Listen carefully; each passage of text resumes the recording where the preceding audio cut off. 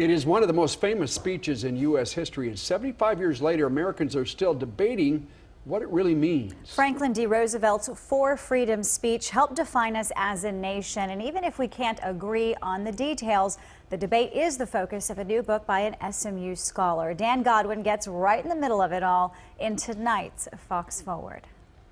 We look forward to a world founded upon four essential human freedoms.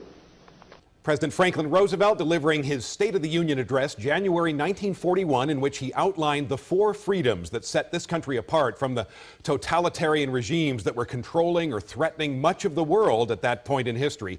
Dr. Jeffrey Engel is a professor of presidential history and foreign policy at SMU, and his latest book is called The Four Freedoms: Franklin D. Roosevelt and the Evolution of an American Idea. Thanks for coming in. Always good to see you.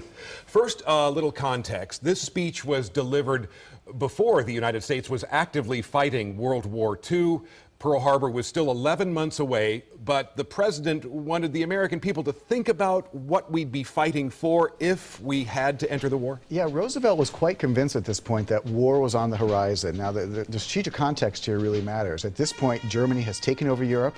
They have not yet invaded Russia, but they are at this point bombing Britain every night. And at this point, the British are basically on their own. And Roosevelt was convinced that, first of all, we needed to have the British out there in order to protect our interests. But second of all, no matter what we did, war was coming our way, and we needed to at least prepare. So the entire purpose of the speech was to try to drum up support for Britain and the Allies, and also to drum up greater preparedness at home. So in the speech, he talks about freedoms that the Axis powers, Nazi Germany, Imperial Japan, openly oppose. Freedom of speech, freedom of religion, and two freedoms that are a little harder to define: freedom from want and freedom from fear. Exactly, and Roosevelt was very clear in this speech that not only would this be what the United States would be fighting for in the war, or since we're not in the war yet, supporting our allies in their fight in the war, but more importantly, he says, if we're going to send people out into the world, out into combat, if we're going to tell people that we need to rearm and rededicate our country, we need to give them a reason. And the reason are these four freedoms. And as you said, two of them are relatively easy to understand: from freedom of religion, freedom from fear, freedom of speech. Everybody's pretty much in favor of that, though it gets complicated once you put that into practice. But freedom from want, to this day, we're still not entirely sure what freedom from want means. In fact, I think basically every argument that we're seeing in the most recent presidential debates, for example, is really a question of what the government should do to ensure freedom from want. It is a definite basis for a kind of world attainable in our own time and generation.